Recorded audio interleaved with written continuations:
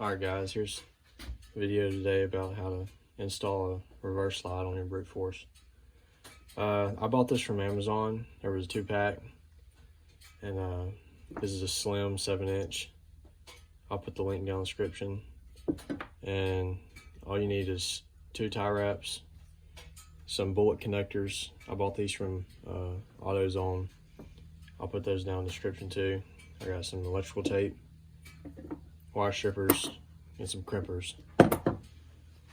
The first step is take your Allen wrench, and they're going to come with these brackets, and they're probably going to be upside down. So I flipped them this way to where the short ends up against the light bar and the long ends on the top of the light bar, and I tightened them up so they won't move on me. And then I went ahead and cut off about 1/2 inch below and strip these wires. Now you're going to want to twist these wires up. I should probably double them, fold them in half. I'm just going to twist them up like this.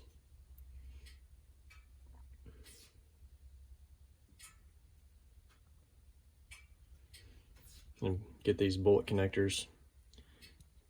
See down in there? I want to put the wire, make sure it goes down in the bullet connector.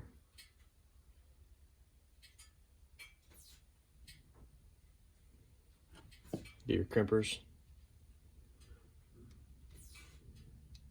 And then you want to put the male part of the crimper.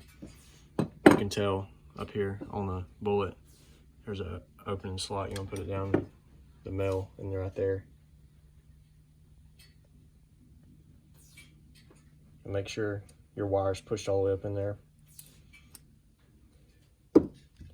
Give it a good squeeze. And these are actually these bullet connectors act as heat shrinks right here. So after I get this other one on, I'll put some heat to it. Probably should have left a little bit more room.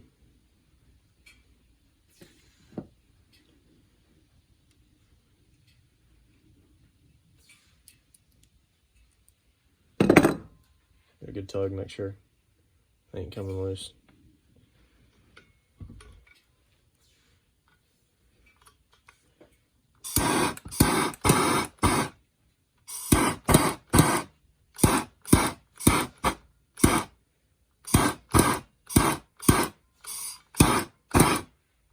There you go. A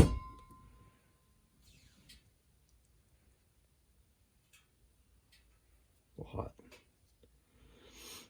All right, next up, you want to grab your 2 tie wraps. Come down here. And I went ahead and taped.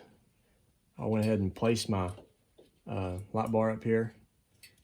And right here, that little groove right there is where you want to put your tie wrap through and up and over. I just put this electrical tape so it didn't rub into my powder coating on my bar. You can if you want to. And so the metal doesn't rub the other metal. And this tie wrapper right here goes to the brake line, or the brake light. So I just took that loose.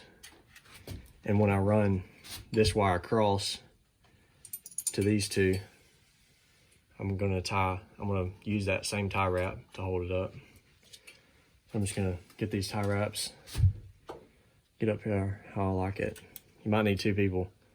I'm gonna try and do it, just me.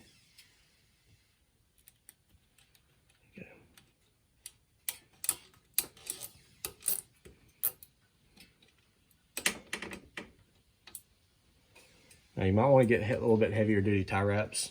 That's just up to you.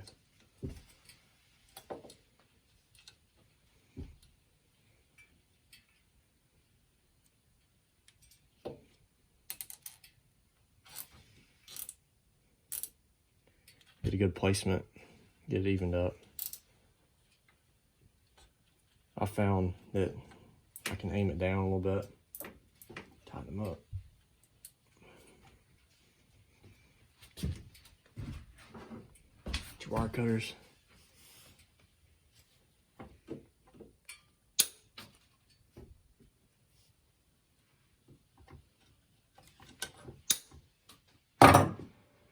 And then I'm gonna take this existing tie wrap that Kawasaki had for the brake light line. I'm gonna run this first. Get it under here. I'm pretty positive that this wire, it's kind of maroon, it's got a blue stripe around it and a white trailer. That's positive. So the red.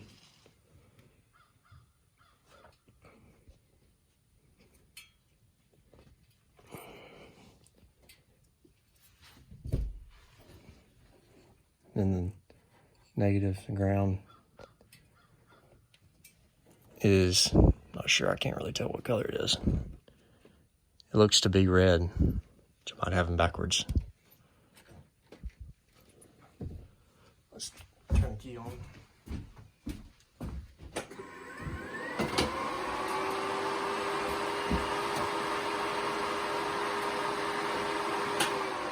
All right, yeah, they're right. All right. Make sure I shut them up in there good. Ow.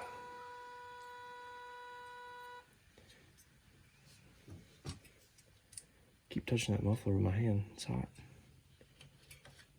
This might be a little tricky.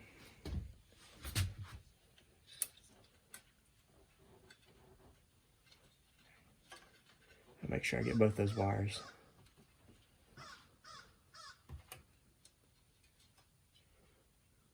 A lot of people were doing either like a cube light bar or light pod.